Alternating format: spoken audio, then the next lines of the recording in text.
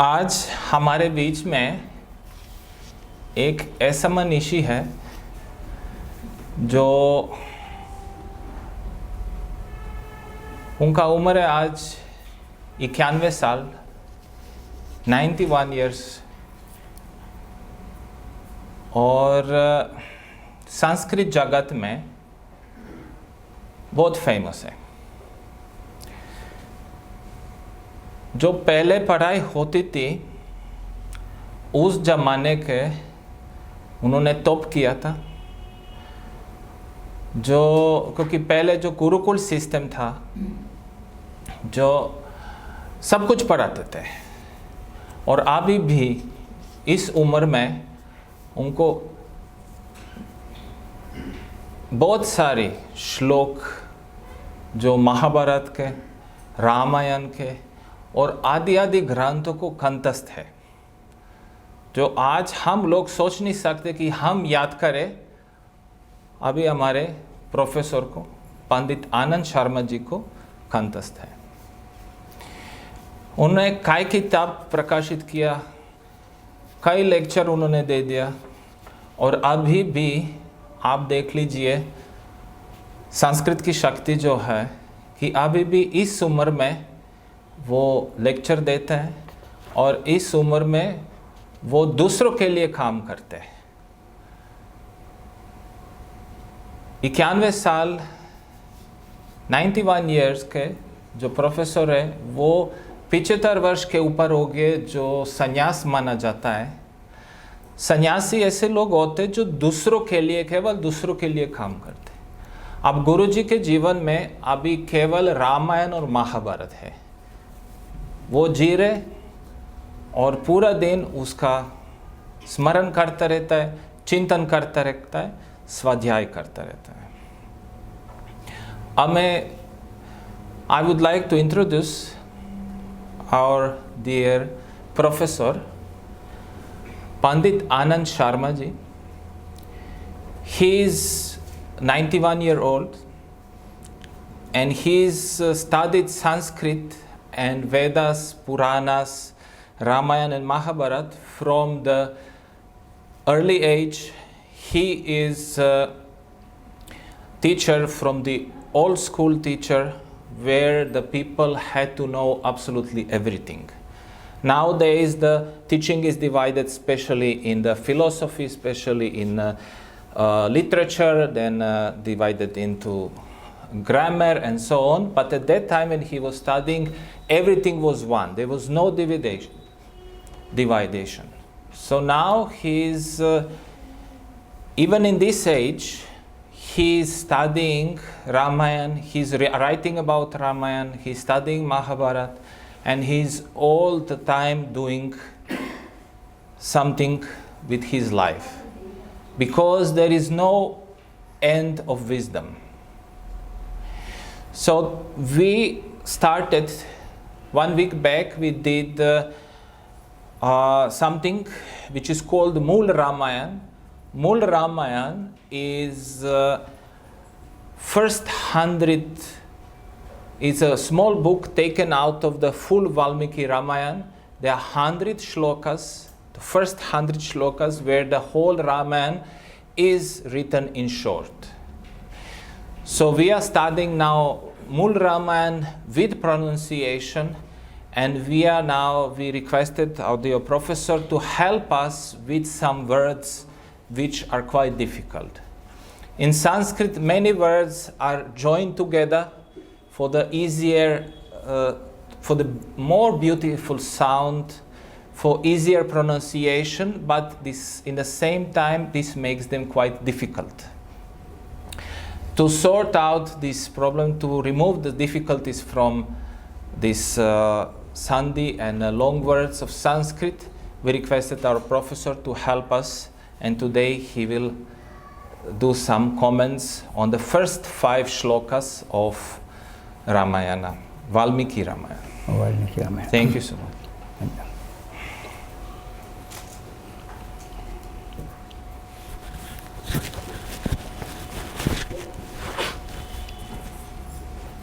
Krishnam Vande Jagadguru. मेरे प्रिय सुहृदवर्ग, यह स्वामी जी की ओर से भी और इस कार्य को चलाने वाले श्री सुरेंद्र जी की ओर से भी यहाँ इसमें आने के लिए जो कुछ कहा गया है, मैं इनका अतीव कृतज्ञ हूँ। और मैं समझता हूँ कि यह अवसर मेरे लिए बड़ा सुंदर है कि आप लोगों के बीच में और इस विषय में कुछ चर्चा रामायण संबंधी कर सकूं। पहली बात तो यह है कि आप लोगों में जिन्होंने 1 से 10 तक के ये पद्य सुने हैं वो कृपया हाथ खड़ा करें। किन लोगों ने इनको पद्यों को सुना है और इनके विषय में सुना है? So the question was, who was here and who listened to the last 10 shlokas? अच्छा, इससे भिन्न इनमें जो उपस्थित रहे थे कभी और वो आज नहीं हैं, ऐसे भी कुछ लोग होंगे है कि लगभग 4-5 ही हैं। तो कुल संख्या अपनी कितनी है जो नियमित रूप से? 20 लोग हैं। 20। अच्छा, हाँ, ये ठीक है।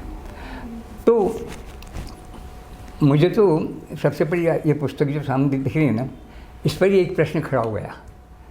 इसमें लिखा है वाल्मीकि रामायण अंतर्गत, क्या है? वाल्मीकि रामायण अंतर्गत मूल रामायण और हिंदी अनुवाद सहित। इस वाक्य का वास्तविक अभिप्राय क्या हो सकता है? क्या वाल्मीकि रामायण में यह रामायण है या इसका कोई और अर्थ है? वो तो जारी ना। नहीं, कोई बात नहीं, हम बोलिए वाल्मीकि रामायण अंतर्गत। इसका मतलब वाल्मीकि रामायण में जो कोई विषय आया था उनको लेकर के हमने एक रूप दिया है और उस रूप का नाम है मूल रामायण, और फिर नीचे लिखा हिंदी अनुवाद सहित। और ये जो संस्करण है ये अभी आज तो 78 चल रहा है, ये 73 का है और 73 तक इसकी संख्या बनी है वो 4,64,21,000,250। अब ये इस नवीनतम संस्करण को बता रहा है, प्राचीन को छोड़िए इनको। तो यहाँ जो व्यक्ति प्रकाशित कर रहे हैं, रात दिन देखते जा रहे हैं, वो गड़बड़ कर गए। क्या आप लोग बताएंगे क्या गड़बड़ हुई है, जैसा आपके समझ में आया? देखिए, मैं केवल यही चाह रहा हूँ। So the professor asked the question that it's written here in this book that Mool Ramayan is within the Valmiki Ramayan, and he's asking what does this means, and because professor always goes to the deep, as deep as possible in every single word. So we have to also understand that it's difficult to translate because in English it's different than in Hindi and Sanskrit. So he's asking, is this the book, separate book which Valmiki wrote, or is this within the Valmiki Ramayana? Answer is obviously it's within Valmiki Ramayana, but he will now explain why. आपको समझ में आ गया ना स्वामी जी ने? तो आप में से कोई बताएगा कि वस्तुतः इसे मूल रामायण क्यों कहा गया है? Who can say why is this called Mool Ramayana? मूल Ramayan, the basic Ramayana, the base Ramayana. जी हाँ, बोलिए ना। प्रथम बार रामायण का लेखन वाल्मीकि जी ने किया था। पहली बार वाल्मीकि रामायण का लेखन वाल्मीकि जी ने किया था, इसलिए वाल्मीकि रामायण आद्य रामायण। हाँ, नहीं, वाल्मीकि रामायण इसमें कोई शक नहीं है। आखिरी वाली वाल्मीकि रामायण ही है। वाक्य इतना सही है कि वाल्मीकि रामायण के अंतर्गत, क्या ये जो 100 श्लोक आप पढ़ेंगे, यहाँ पढ़ रहे हैं, ये वाल्मीकि रामायण के अंदर है या रामायण में अंदर है? प्रश्न इतना सही है। रामायण के अंदर। हाँ, रामायण के अंदर ही है ये श्लोक, और ये मतलब महत्वपूर्ण श्लोक है, इसलिए मूल है ना रामायण का, उनको लिया। देखिए अपन लंबा नहीं लेंगे, समय वैसे भी कम है। मैं ये बताना चाह रहा हूँ आपको कि वस्तुतः इसे मूल रामायण क्यों कहा गया है। वाल्मीकि रामायण में कुल कितने श्लोक होंगे? हाँ, 24,000। और अपने गायत्री के अक्षर कितने माने जाते हैं? 24,000। कौन से गायत्री के? प्रश्न ये, गायत्री के भी कई नाम हैं यहाँ अपने यहाँ। आपने छंद शास्त्र पढ़ा होगा ना कि ये लोगों ने, जिनका संस्कृत से छंद शास्त्र संबोध, छंद शास्त्र नहीं, उनसे बात नहीं। तो गायत्री अपना गणना करें तो छंदों में से कौन सा क्रम है? नहीं, हाँ, पहला नहीं। छंदों में प्रारंभ पहला, सबसे पहला आर्या तो अलग है, हाँ, पर वो आएगा छंदों में ही, पर वहाँ से प्रारंभ नहीं। देखिए हाँ, तो संस्कृत के मामले में कुछ बातों को अपन स्पष्ट कर लेते हैं ना, तो अनेक प्रश्न जो उठते हैं उनका समाधान स्वतः हो जाता है। तो क्या है वो प्रश्न कि मूल रामायण एक ऐसा रामायण का भाग है जिसको आधार बनाकर भगवान वाल्मीकि ने संपूर्ण 24,000 श्लोकों की रचना की है। तो आधार कौन हुआ? मूल Ramayan. So the answer is that Valmiki made these first 100 shlokas of which is now called Mool Ramayana, and on the base of these 100 shlokas he extended them and wrote complete totally of 24,000 shlokas of Ramayana. So he used something which is called Gayatri Chand or rhythm. So he, according to that, he extended the 100 shlokas to 24,000. That's why this is called Mool Ramayana. तो एक बात तो समझ में आ गई कि आधारभूत रामायण यही है जिसकी हम चर्चा कर रहे हैं। अब वो जो 24,000 श्लोकों वाली बात है, डॉक्टर साहब, कि जब वाल्मीकि ने ग्रंथ बनाया ही है तो गणना उनके सामने भी है, पर 24,000 श्लोक गायत्री को दृष्टि में रखकर बनाए गए हैं, ये हम किस आधार पर कह सकते हैं? So how can we... विचार बात होगी ना, गायत्री छंद है और गायत्री में 24,000 ही श्लोक होते हैं, कम बेसी नहीं होते हैं, ये हमें कहाँ से पता चलेगा? So we have, the question is that how we can say that 24,000 shlokas of Ramayana was made by according to the Gayatri chant or Gayatri rhythm. So I'm doing not direct translation because direct translation will take double time, so I'm just shortly trying to get the essence of what professor is saying. तो ये समझ में आया ना आपके? वास्तव में रामायण में गायत्री, अब आप मान लीजिए छंद शास्त्र को अपन नहीं पढ़ेंगे तो चाहे वेद हो, चाहे रामायण हो, चाहे महाभारत हो, हम लोगों की दृष्टि से अपूर्ण ही रह जाएंगे। यह सबसे बड़ा सत्य है। इसीलिए आप देखेंगे अपने जितने भी वैदिक सूक्त शुरू होते हैं उनमें 3 चीज़ें रहती है। पहली बात है, इस सूक्त को, वेद के सूक्त को किसने कहा है? जिसने कहा है उसका नाम है ऋषि। प्रथम व्यक्ति कौन हो गया? ऋषि। और दूसरा क्या कहा है? तो जो कुछ कहा गया उसका नाम है देवता। क्या नाम है? देवता। और तीसरी बात यह है कि जो कुछ कहा गया है किस रूप में कहा गया है उसका नाम है छंद। तो प्रत्येक वेद मंत्र के साथ इन तीनों का सदैव मेरा संबंध ही होगा, जो वेद के वास्तविक रहस्य को आपके सामने स्पष्ट कर सकता है। ये एक छोटा सा सत्य है जो आप समझिए। So we have to first understand that in India everything started from Vedas, and Vedic mantras have always in front of the mantra is written the Rishi, one who wrote the mantra, who got the knowledge of the mantra and then he wrote it down. Then the subject he was writing, which is called Devta. So somebody is telling this as a gods and these came elements and so on. So first is Rishi, the person who wrote.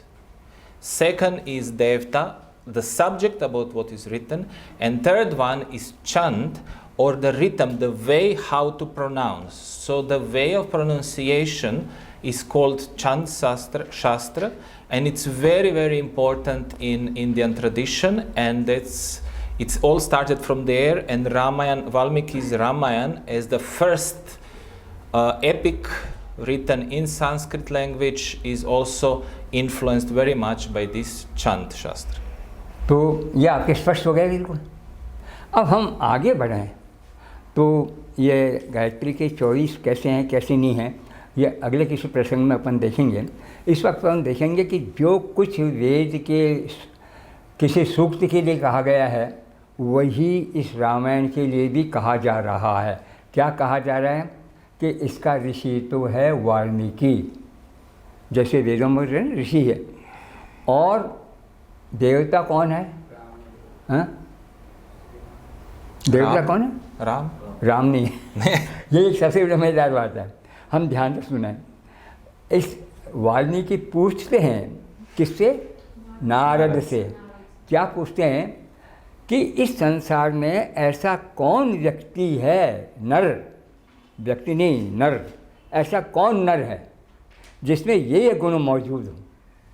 यानी वाल्मीकि 16-17 गुण दृष्टि में रख कर के एक ऐसे महापुरुष जिसको नर कहा गया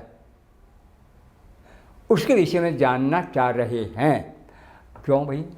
क्योंकि उनकी अपेक्षा दुनिया में अत्यधिक भ्रमण करने वाला व्यक्ति है नारद, जो उनसे ज़्यादा कई गुना अच्छी बातें जानता है। तो अपने से अच्छी बातें जानने वाला ज़्यादा योग्य व्यक्ति सामने आ गया, तो इसका सुंदर अवसर क्यों नहीं उठाया जाए। और आज की तारीख में हमारे सामने कौन ऐसा महान नर है? कौन है? नर। तो अब आपके समझ में आ गया वाल्मीकि रामायण में ऋषि कौन है? वाल्मीकि। और देवता कौन है? नारद नहीं, नारद देवता तो उपदेश दे रहे हैं। नर जिसके विषय पूछा गया कौन है वो? नर। राम नहीं है, नर है वो। कौन है वो नर? और उस नर को हम कैसे जानेंगे? इसलिए इन श्लोकों को इन्होंने अनुष्टुप छंद में प्राय लिया। अंतिम छंद को छोड़ दें तो अनुष्टुप छंद है। अनुष्टुप छंद 8 अक्षरों का होता है। कितने बड़ा? 8। हाँ, 8 चौक 32। So, in the same way, we have to ask about Ramayana. So, who is the Rishi who wrote the Ramayana? It's Valmiki. Now, the question is about Devta. What is the subject of the Ramayana? And the answer is in the beginning shlokas of Mool Ramayana, that when Valmiki meets Narada. Narada is one very famous Rishi, Dev Rishi from Indian tradition, who has the power to walk all worlds, all 3 worlds, anywhere in this universe he can reach. And it is also somehow the tradition, when you meet anybody who is more intelligent than you, who is more knowledgeable than you, you have to ask him the questions which you have some doubts. In the same way, when you meet somebody of your own knowledge, then you can discuss the matter. And if you meet somebody who is less knowledgeable, then you have to teach that person the real knowledge. In this case, Valmiki asked Narada, who is the person who has the 16 divine or 16 amazing qualities of a human? And that's why the Devta, or the subject of Ramayana, is not Rama, as we all think, but is Nar, the human, the real human. So the first is Rishi is Valmiki, the subject is actually the human, the proper human, what Swamiji says, I am human, when we say every morning. And the third part is the chant, or a poetic meter. In this case, it's with the 8th Anushtup, which means in division of 8, not words, but this, let's say, letters, or combination of letters, and except, of course, the last one, but it's written, so we have 3 Rishi Valmiki, second, the subject is human, and the third one is meter of 8 poetic meters. ठीक, तो ये समझ में आ गया आपके? अब प्रश्न यही है कि जिसे प्रारंभ किया गया है, आज तो हम क्या करते हैं कि ये जो बातें होती हैं ना, ये कम होती हैं, लेखन ज़्यादा होता है। और लेखन में हमारे सामने कौन होता है कौन नहीं होता है ऐसा कोई प्रश्न नहीं होता है। जिसके सामने जो आ गया और जिसने जितना सा जान लिया उसको अपने लेख का विषय बना देगा और एक कृति, एक रचना पूरी हो गई। इससे हजारों माइल दूर है ये वाल्मीकि वाली रामायण, क्योंकि कितना आनंद आता है जब देखते हैं कि वाल्मीकि ने तो नारद से जिन प्रश्नों किया है वो 15-16 गुण विशेष बताए हैं, 16 गुण है बस, ज़्यादा नहीं है। पर नारद इतना उत्साहवान है कि वहाँ 60 गुण बोल जाता कि भैया तुम संकोच मत करो, तुमने संकोच से वैसे कम गुण कहे होंगे, देखो इतने गुणों वाला व्यक्ति मैं तुम्हारे सामने रख रहा हूँ। इसका मतलब नारद का कथन इतना अधिक अनुकूल लगा वाल्मीकि का कथन कि उन्होंने उससे गुण दूर से रख करके अंत में उसी व्यक्ति का नाम बताया है और वो नाम है राम। तो इसमें मूलतः 16 गुणों के लिए पूछे जाने वाले व्यक्ति के स्थान पर लगभग 60-65 गुण बता करके और उसका नाम फिर इस प्रकार के नाम वाला व्यक्ति आज की तिथि में हमारे सामने कोई है तो उसका नाम है राम। अब आप सोच लीजिए कितनी गहरी एक खोज के बाद में वाल्मीकि ने हमारे सामने राम को प्रस्तुत किया है और फिर उसका नाम इसीलिए अपने ग्रंथ का है राम अयन। उस राम तक हम पहुँचें, अयन माने गति, तो इसलिए इसका नाम रखा उन्होंने रामायण, ये इसका अर्थ है। So the meaning of Ramayan is Ramayan, the one who can reach the Rama. And now why we need, when we meet anybody who is more wiser than us, why we need to asking questions? This is immediately told by Narada, because Valmiki asked only 16 qualities of human, and Narada gave the answer of 60. So from 16 to 60, it's a huge difference. So that's why we need somebody as our professor to tell us these things. And that at the end of these 60 qualities, he said, that person who has all these qualities, all these 60 qualities, not only 16, but all the 60 qualities, is Ram. तो ये इस प्रकार से अपन कहेंगे कि बड़े उत्साह के साथ नारद एक ऐसे महान नर को आपके सामने रख रहे हैं और उनका नाम राम बता रहे हैं। यह रामायण के नाम का एक महत्व है और वास्तविक बोध है। अब हम देखते हैं जब प्रारंभ करते हैं तो ये जो सबसे पहला वाला जो श्लोक है उसमें ये बात कही गई है, तपः स्वाध्याय निरतम तपस्वी वाग्विदाम्बरम नारदम परिपप्रच्छ वाल्मीकिर मुनिपुंगवम। ये जो चौथा चरण है वाल्मीकिर मुनिपुंगवम, वाल्मीकिर मुनिपुंगवम मुझे ठीक नहीं लग रहा। वास्तव में मुनिपुंगव जो विशेषण है स्वयं वाल्मीकि का है। किसका है? वाल्मीकि। क्यों? देखिए आप ध्यान से दीजिए, नारदम पप्रच्छ, नारद को पूछा, नारद को पप्रच्छ पूछा, किसने? वाल्मीकि ही, वाल्मीकि ने। अब दोनों के गुण बता रहे हैं। नारद का गुण बताया तपः स्वाध्याय निरतम, जो व्यक्ति दिन रात तप में और स्वाध्याय में लगा रहता है। तप का अर्थ क्या है? हम लोग तप का सामान्य अर्थ क्या लेते हैं? तप पेड़ के ऊपर उल्टा लटकना, तो हैं भयंकर गर्मी के अंदर चारों ओर आग जला लो और बीच में गर्मी वाले सूर्य के बीच में जाकर बैठ जाओ, तप। ये तप हमारे भारतीय वाङ्मय में विशेषकर वेदों में है ही नहीं। वेद में तप का एक ही नाम है, तद्वै तपः यत् स्वयं अर्पयति। अपने आप को अपने अभिष्ट लक्ष्य के लिए पूरी तरह से समर्पित कर दे, उसका नाम है तप, और तप करने वाला है तपस्वी। तो तप का अर्थ आप भूल जाइए कि क्योंकि रसोई में महिलाएं जाकर जब भोजन बनाती हैं वो समझती हैं कि मैं अधिक से अधिक अच्छा बनाऊं और इसे प्रत्येक लेने वाले को बड़ा अच्छा लगे, वो अच्छा बनाती तब है। और वो 10 पुस्तकें पढ़ लें पाकशास्त्र की और परिवार वालों के प्रति, उनके प्रति उसके मन में कोई निष्ठा ही नहीं है, वो 11वीं पुस्तक जो बनेगी उनको 10 के देख करके वो तब से सर्वथा रहित होगी, इसलिए पाकशास्त्र की वास्तविक पुस्तक भी नहीं होगी। इस प्रकार राम के गुणों को जितना वाल्मीकि ने पूछा एक प्रारंभ, उसको उतने ही गुणे से 4 गुना करके, और जब नारद बता रहे हैं तो नारद की वो प्रसन्नता इससे कितनी जाहिर हो रही है कि मैं निरंतर जैसे कहता ही जाऊँ। तो उस नारद के कथन को, तो यहाँ तपस्वी ठीक हो गया, अब स्वाध्याय हो गया। अब एक सेकंड, अब क्या रहा? अब because there are so many words, so I will try to translate.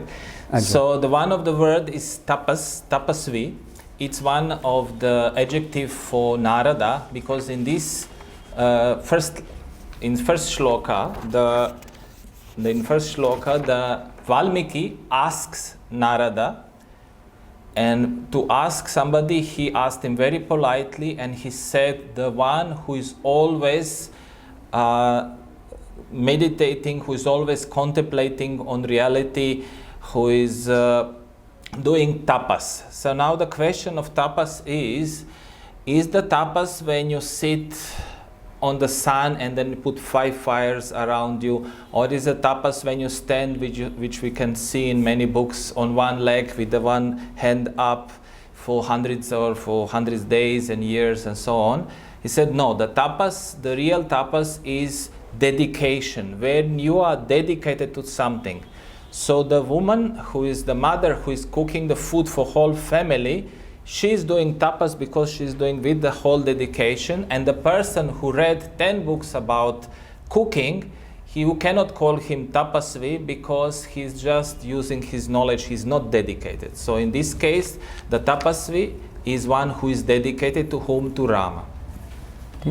अच्छा, हाँ आगा है, देखिए तपः स्वाध्याय निरतम, ये किसका विशेषण है? नारद जी का। नारद का कर्म। अब पूछने वाले का तो पहला तो दे दिया तपस्वी। क्या है? तपस्वी। केवल पूछ नहीं रहा हूँ, मौका मिल गया है, चलो सुन लो, उनसे भी सुन लो, वो नहीं, तपस्वी ना है वाल्मीकि, तपस्वी। और फिर कैसा है व्यक्ति वो? तो उसका दूसरा विशेषण है मुनिपुंगव, सामान्य व्यक्ति नहीं है, मुनियों में अत्यंत श्रेष्ठ है। तो जो तप और स्वाध्याय में लगा नारद है अपनी तरह से, उन्हीं तरह से ये वाल्मीकि भी एक श्रेष्ठ व्यक्तियों में है, और जो मुनियों में श्रेष्ठ है, किसमें है? मुनिपुंगव।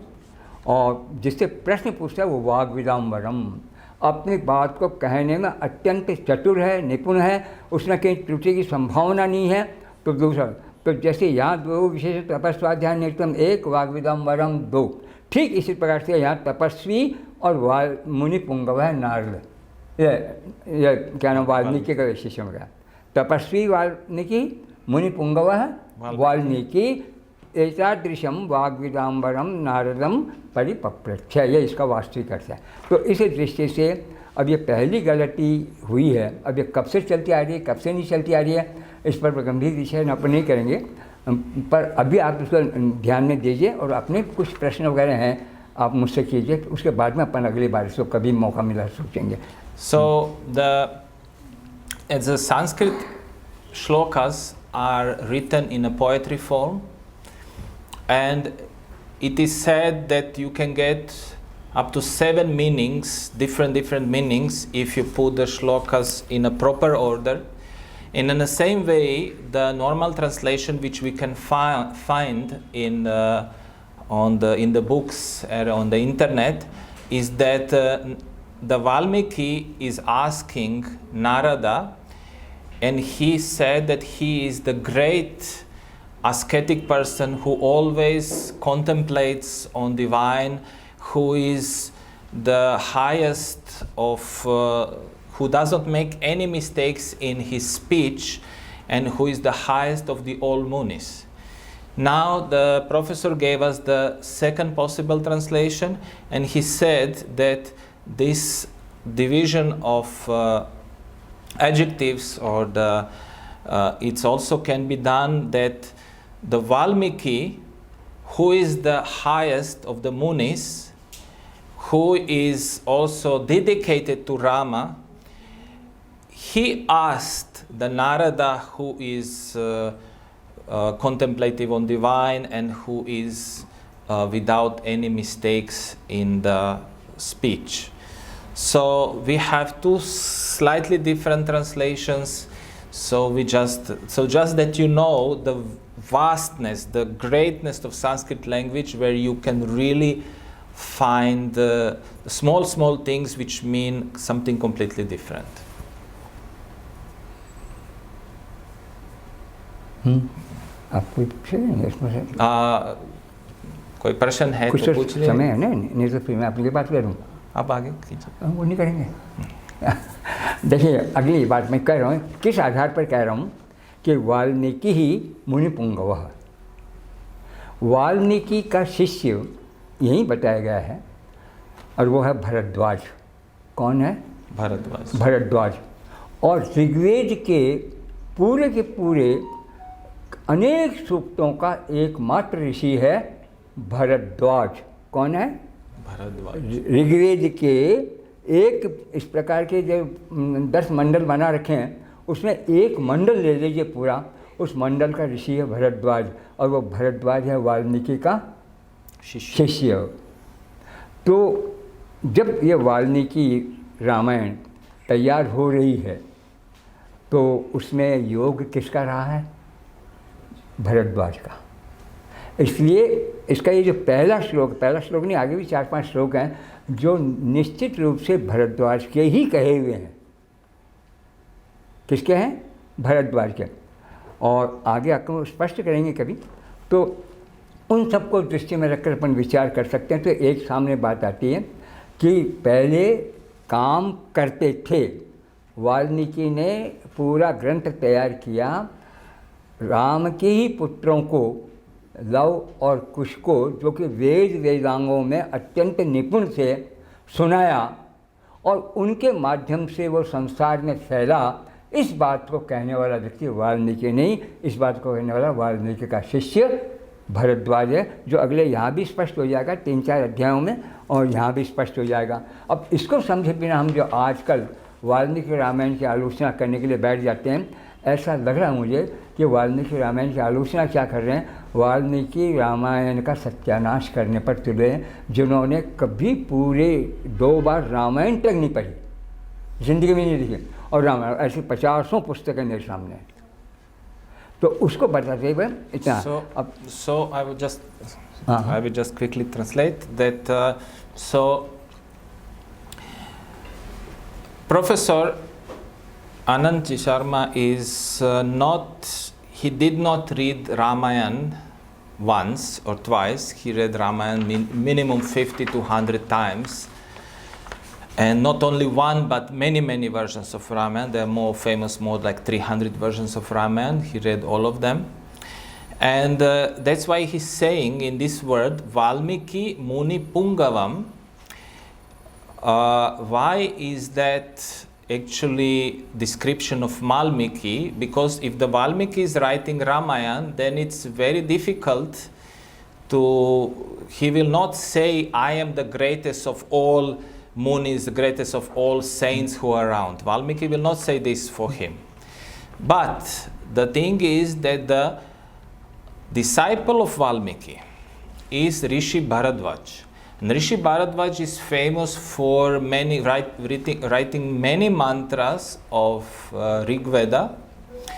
And actually in Parampara tradition, Indian Parampara tradition, actually it is not written, it is recited. So Valmiki spoke the Ramayana. Valmiki taught the Ramayana to the children of Rama, Lava and Kush, who knew who had all the knowledge of Vedas and everything what they need. And then that knowledge was, through them, was spread around. So he said, professor says that Rishi Bharadwaj, disciple of Valmiki, actually wrote Ramayana down, like in a sense, like we know that Ganesha wrote Vedvyasa, what Vedvyasa was talking. In the same way, the Rishi Bharadwaj wrote what Valmiki told him, and that's why Bharadwaj wrote Valmiki Muni Pungavan. The greatest of all rishis is actually Valmiki, because it's his guru and he gave the description of his guru. ठीक, आगे क्या कहाँ जा रहे हो? हाँ भाई आगे. हाँ, तो अब आप देखिए वाल्मीकि मुनि पुंगवः, ये स्पष्ट होगा भरद्वाज के द्वारा किया हो जाने से. अब वो जो प्रश्न है उनमें आप देखो, वहाँ प्रश्न आया था धर्मज्ञस्य कृतज्ञस्य, धर्म को जानने वाला और कृत को जानने वाला.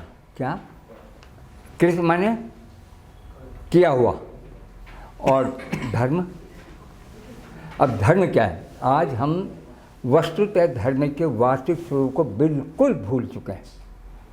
धर्म के नाम पर आप अपने 10-20 बड़ा सुंदर भगवान के चित्र वगैरह लगा दीजिए, कोई एक घर में ताक बना करके उसमें रख करके इनकी सुबह से आप नमस्कार पूजा कर लीजिए, या और कुछ नहीं तो कभी आज अमुक पर्व है ये दान कर दो, आज अमुक पर्व है ये दान कर दो, ये सब कुछ लीजिए.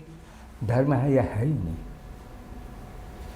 धर्म का एक ही तत्व संपूर्ण वैदिक वाङ्मय ने दिया है, और वही संस्कृत साहित्य में सर्वत्र मान्य है कि जो मुझे धारण करे मैं उसको धारण करूं. दोनों ओर से धारण करने का भाव है धर्म. तो धर्मज्ञ का मतलब है कि मैं कौन हूँ, क्या हूँ, मैं अपने व्यक्तित्व की रक्षा कर पा रहा हूँ या नहीं कर पा रहा हूँ, या मैं भी लोगों की तरह से बिल्कुल अंधेरी दौड़ में आंख बंद करके चला जा रहा हूँ.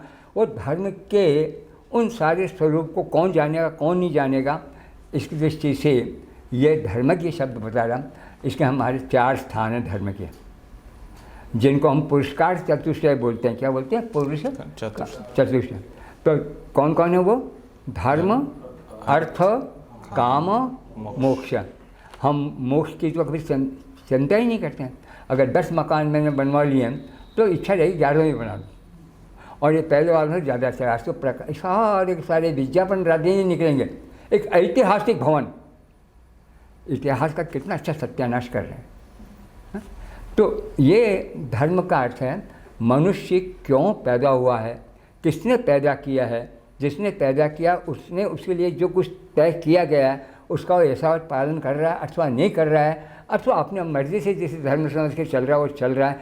ये धर्म का अर्थ न होकर के धर्म का अर्थ है जो पुरुषार्थ चतुष्टय में निरंतर लगा रहता है, कभी एक क्षण के लिए भी अपना मुख नहीं मोड़ता है, वो व्यक्ति है धर्मज्ञ. और ऐसे धर्मज्ञों में राम से बढ़कर आज के युग में दूसरा नहीं है. यह धर्मज्ञ का अर्थ है. So we are having in the second shloka we have one word called dharmagya. So what is dharmagya?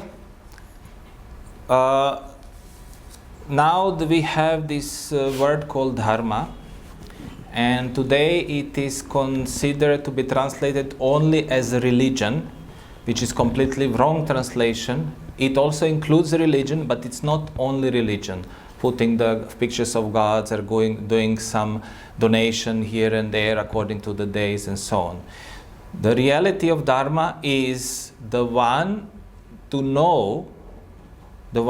knows why am I born, how I was born, who brought me on this world, why I was born, am I doing these things what I'm born for, and all these types. So the one who actually accepts his duties and fulfill his duties in all aspects of life, this dharma topic is so important that they put it as a 4 main human reasons to live. One is dharma, the proper duty and doing everything. Second is artha, the way how to earn the money actually to survive in this world. Third is kama, to enjoy the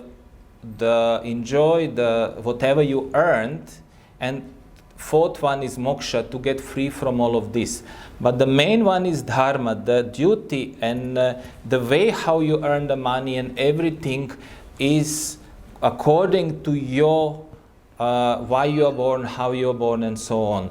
So the one who knows all these questions, answer to all these questions, is called dharmagya, the one who knows why he is here and so on. And that one is of course Ram. अब आप देखिए इसे, एक छोटा सा उदाहरण देखूँ कि हमें हमारा धर्म कौन सिखा रहा है। जब बच्चा पैदा होता है तो कुछ देर बाद क्या पैदा होने के रोना शुरू कर देता है। अगर बच्चा नहीं रोता है तो क्या होता है, हमें चिंता होती है कि ये जिंदा है या नहीं है। तो सबसे पहला धर्म है वाक। अब बच्चों को वाणी स्पष्ट नहीं है पर ध्वनि तो है, रो कर के वो स्पष्ट करता है कि मुझे भूख लगी है, मुझे ठीक अवस्था में पहुंचाओ। ये धर्म हो गया नहीं। अगर उस वक्त हम इसकी परवाह नहीं करें और घंटे भर तक नाचते हैं, बच्चा बहुत अच्छा हो, अच्छा आप लाश को लेकर के पसंद हो रहे हैं या जीवित प्राणी को लेकर, तो धर्म का पहला पाठ वहीं से शुरू होता है, पैदा होते ही वाणी। आज हम बेवकूफ़ी क्या कर रहे हैं कि मनुष्य को पता नहीं कितने लंबे समय बाद वाणी मिली होगी और फिर उसने बैठ करके विचार किया होगा, और हम पागलपन से माने चले जा रहे हैं, माने चले जा रहे हैं। धर्म का सबसे पहला काम है वाक, और उस वाक को भारतीयों ने आज से हजारों वर्ष पहले प्राप्त कर लिया था। तो धर्मज्ञ हमारा उस जन्म से संबंध जोड़ें। तो जब से हम पैदा हुए तब से किसी न किसी प्रकार के शास्त्र की चिंता होनी चाहिए। उसका नाम हमने दे दिया था स्वाध्याय यज्ञ। 5 महायज्ञों में सबसे पहला यज्ञ है स्वाध्याय यज्ञ। कितने यज्ञ हैं? 5। और प्रतिदिन करने के हैं, प्रत्येक व्यक्ति के करने के हैं, किसी के लिए उसको मना नहीं है। तो और दूसरी तरफ इन सब बातों की कृतज्ञता का अर्थ फिर यही है कि जो कुछ हमने किया है वो ठीक है या नहीं है, या हम करते चले जा रहे हैं, लोग चुपचाप स्वीकार करते चले जा रहे हैं इसलिए हमने जो किया वो तो अक्षर से सही है। बिल्कुल नहीं, जो कुछ हमने कृत है हमारे द्वारा उसको हम देखें, विचार करें। आज अपने कहावत है कि यदि हम भटक गए दिन भर सुबह से, पर शाम होते से घर पहुंच गए, तो नहीं भटके नहीं, हम पहुंच गए हैं। अगर कुछ समय हमसे भूल हो गई है और उस भूल को अगर हम दूर करने में समर्थ नहीं हुए, तब तो हम धर्म से च्युत हो गए, धर्म से गिर गए। और हमारे यहाँ अच्युत शब्द का अर्थ यही है, जो एक क्षण के लिए भी धर्म से कभी च्युत न हो, गिरे नहीं, जो धर्म को कभी भूले नहीं। ये सारी बातें हैं, इसके लिए किसी बड़े भारी देवता की आवश्यकता नहीं है। ये राम को आधार बना के वाल्मीकि जैसे व्यक्ति को और नारद जैसे व्यक्ति कह रहा है कि ऐसा व्यक्ति राम है। इसका मतलब राम का धर्मज्ञ क्या। अब आप देखिए राम के धर्म की छोटी सी बात है और अपने हिसाब से अपना आगे जैसा होगा देखेंगे। क्योंकि राम को वन में जाना है, ये किसने मांगा था? कैकेयी ने। तो बीच में मैं अच्छा हाँ वो आपका। So the question, what is the first duty what we have, the first dharma as a baby when we get born, the first duty is to cry. If the baby does not cry when it's born, then everybody thinks is the baby alive or not. So everybody is happy when the baby is crying. So the first dharma of a human is voice, vak, and after that, so it's actually the dharma itself is not only duty, but it's also involved in the way of life, in the natural way of things. So the first dharma is vak, or the voice. Then after that, there are many dharmas, but one of the most important is svadhyaya, the self-study. And there are 5 ceremonies which every person should do. And out of these 5 ceremonies, the svadhyaya ceremony is the most important. And that's we are coming to the second word. So we have dharmagya and then kritagya. So dharmagya is the one who knows the duties and everything. We all know our duties. We are born, we know what we have to do. But in the daytime or in the life, we get lost. But at the end, we find our proper way and we do what is necessary, what we are meant to do. Like you get up in the morning, you get go to, let's say we go to Delhi from Jaipur. On the way we get lost, but ultimately we reach Delhi. So our aim is fulfilled. So we do some bad things in our life, but at the end we do the good things.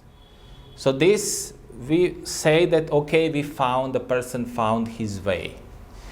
But the person who never loses the way, who is always following his dharma and his duty in everything up to date, A to B to C, that one is called Kritagya. And that one is also Rama. So Rama knows what he is supposed to do, and plus he is doing this without any mistakes. He doesn't get lost on the way. So, तो आपके ये जो धर्म में जय शब्द है, ये ज्ञान को बता रहा है, और ज्ञान का अर्थ है जानकारी। क्या है ज्ञान? तो जानकारी का अर्थ केवल जानने तक ही सीमित रखना नहीं है। जानकारी का मतलब है उसको वैसा का वैसा करना। तो धर्म के शब्द, धर्म का जानना, धर्म को करना, इन दोनों अर्थों को अपने आप में रखता है। उसके लिए मैं आपको राम का उदाहरण दे रहा था, बाद में देखूंगा, पहले आप इसको देख लीजिए। हाँ, धर्म को जानना और धर्म के अनुकूल करना। हमारे यहाँ कहावत भी है, ज्ञानम, जितना भी ज्ञान है या शास्त्र है वो व्यर्थ है कूड़े कचई तरह से अगर उपयोग में नहीं आ रहा है। शास्त्रम भारत क्रियाम बिना।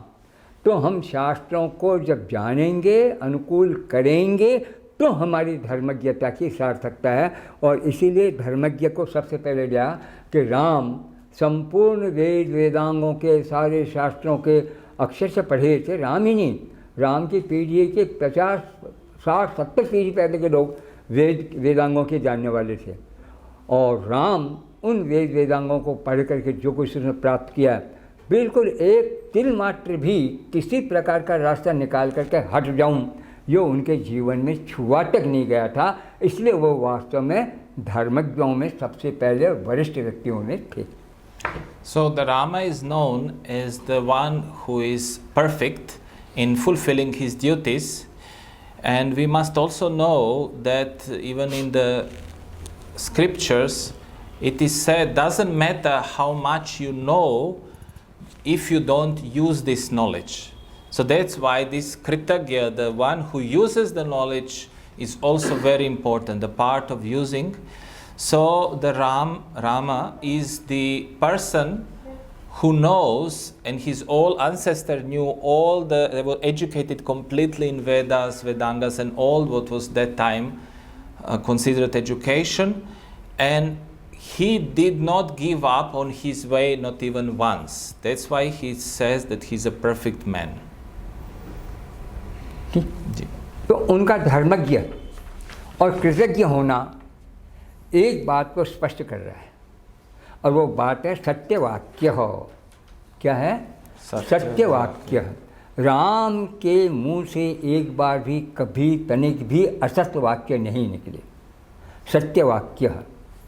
तो धर्म और कृत, इन दोनों की जानकारी और तदनुकूल जो कर्म है, वही व्यक्ति को वास्तव में सत्य का स्वरूप प्रदान करता है। और राम जीते जागते सत्य थे, सत्यवाक्य हो। सत्य ही जिसका एकमात्र वाक्य है, अर्थात सत्य के बिना जो कुछ भी नहीं बोलने वाला है, वो सत्यवाक्य है। So the third word, Satyavakya, means the one who never speaks untruth, who always speaks only truth. So this is how we know that he not only knows what is the duty and everything else, he is following that, and this Satyavakya says, is showing us that he is always on the correct path. इस दृष्टि से हम देखें तो सत्यवाक्य के साथ में अगला शब्द अपना आप जुड़ जाता है, दृढ़ व्रत। व्रत ये ना, मजबूत, ऐसे व्रत वाले राम थे। वो व्रत आके एक नया प्रश्न खड़ा हो जाता है फिर। कि ये जो हम कभी सोमवार का व्रत, कभी मंगलवार का व्रत, कभी प्रदोष का व्रत, कभी वो व्रत करते हैं, उसका नाम व्रत है या व्रत का कोई और अर्थ भी है? क्या आप लोगों के पढ़ने में कभी कोई और अर्थ आया क्या?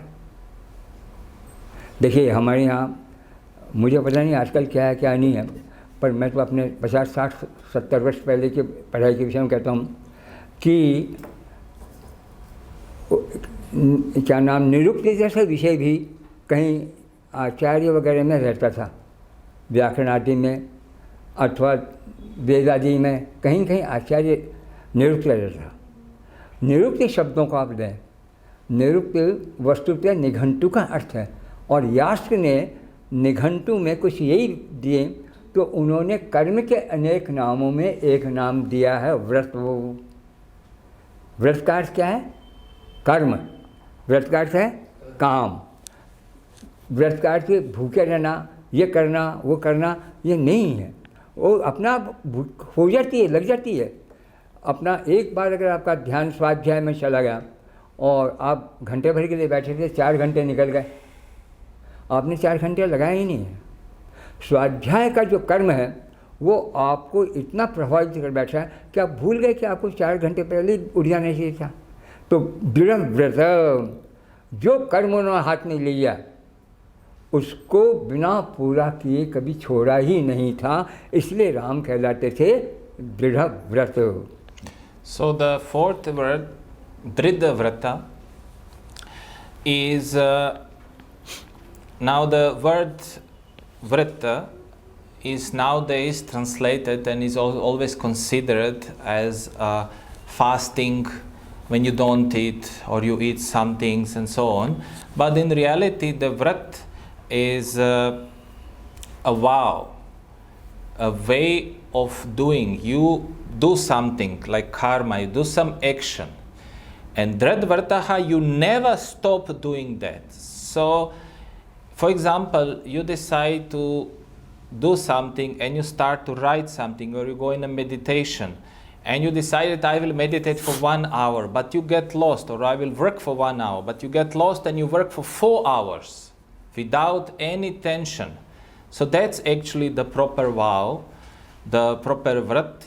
And the Dridvrataha is describing the person who never goes back on his word. He said something which is Satyavachan, the truth, and then he never goes back and said, oh no, I was joking, this was not correct. So Dridvrataha is also one of the superlatives of Rama, and he says that he never breaks his vows. Whatever he said, he fulfills that. अब हम आगे वाले पद्य को ले रहे हैं। ये दूसरा पद्य था, तीसरा है, वहाँ एक शब्द बस इसी पर आज बात करेंगे अपन, आगे नहीं। हाँ, ये आज बोला कि चारित्र ने तो को युक्त है। चरित्र और चरित्र, इनमें क्या अंतर है? चरित्र और चरित्र,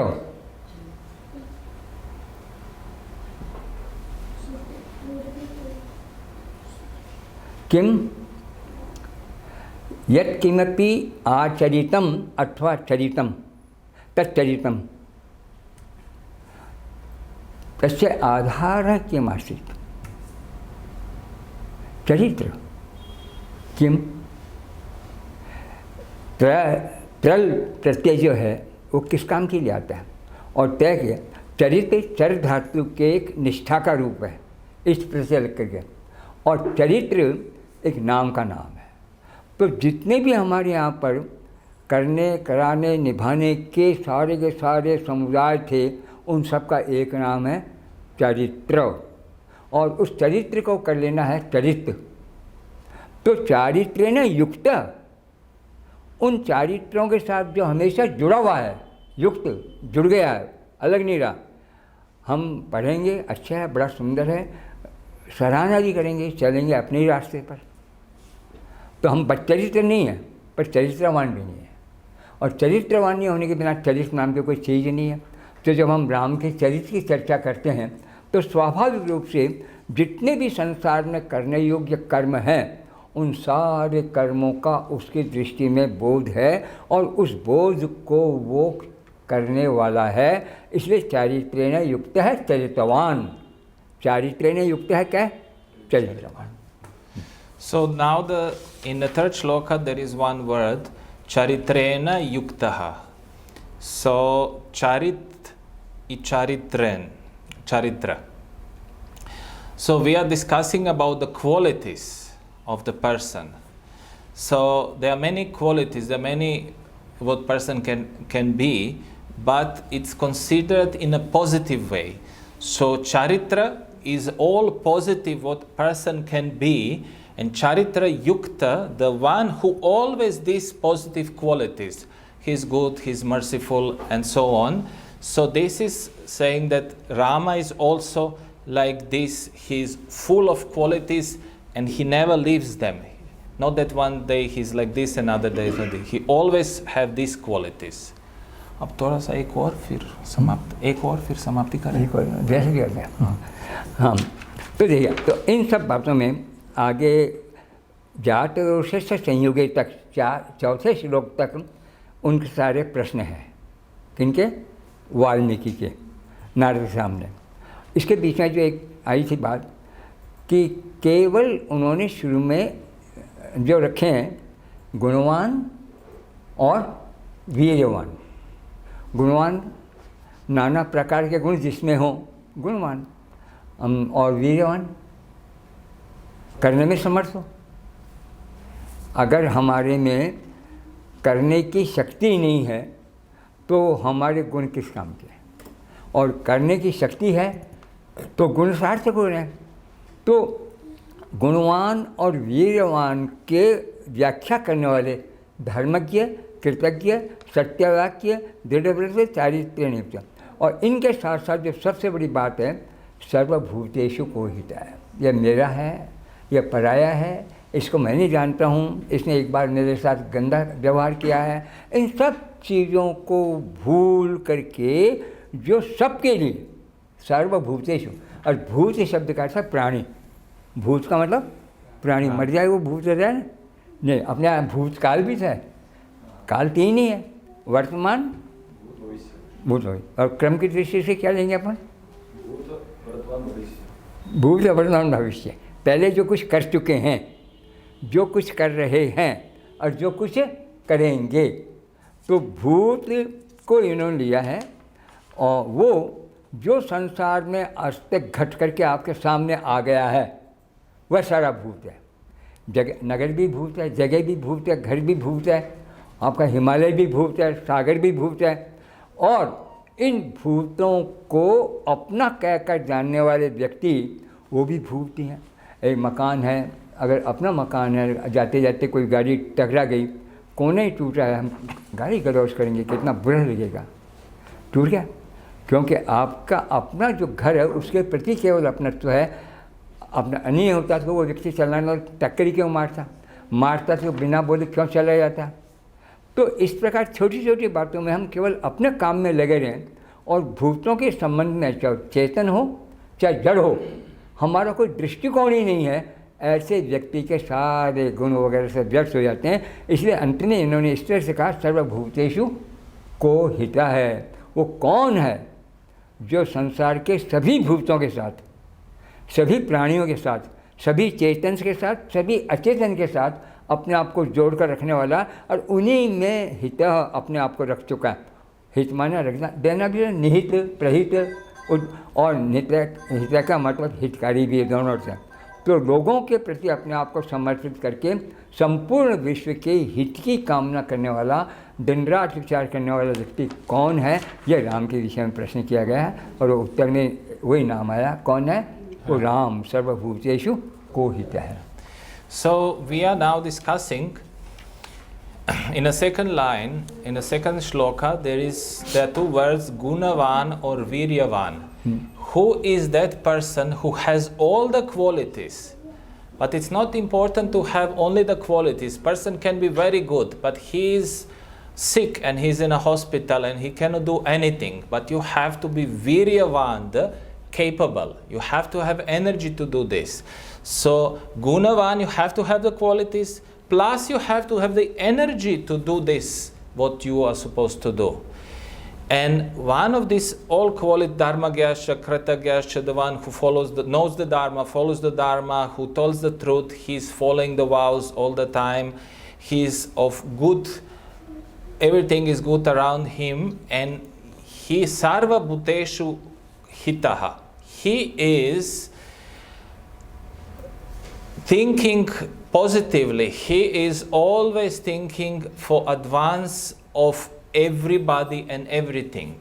Sarva bhuteshu is not only for living beings, but also for not living. For example, if you have a car and somebody smashes in your car, you will feel unhappy. Car is not living, but you are unhappy because you think this is my car, this is my house. If earthquake comes and your house gets demolished, you're very unhappy. So sarva bhuteshu, the person who thinks always good for everyone, doesn't matter if it's living being or it's a material thing, that person is of course Rama. And these are some of the qualities which we today went through. Due to the time constrictions, time problems, we will make this short now. धन्यवाद। हो गया? अगर देखिए आत्ममान आ रहा क्या है, कितना समय देख लीजिए। कौन सा? हाँ आप पूछिए ना। फोर्थ का क्या?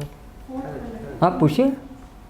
नहीं, ये कह रही हूँ यहाँ नर राम को उनको सेंटर में रख के जैसे कहा गया है सर्वभूतेषु कोविद, भूतेषु को हमने पास्ट टेंस में जो भी चीज वर्तमान में उपस्थित है, चाहे वो पहाड़ है, नदियां हैं, पशु हैं, पक्षी हैं, मनुष्य हैं, इन सब के बारे में सोचने वाला, लाइक पर्यावरण भी दूषित ना हो, ये चीज इसमें ये भी आगे।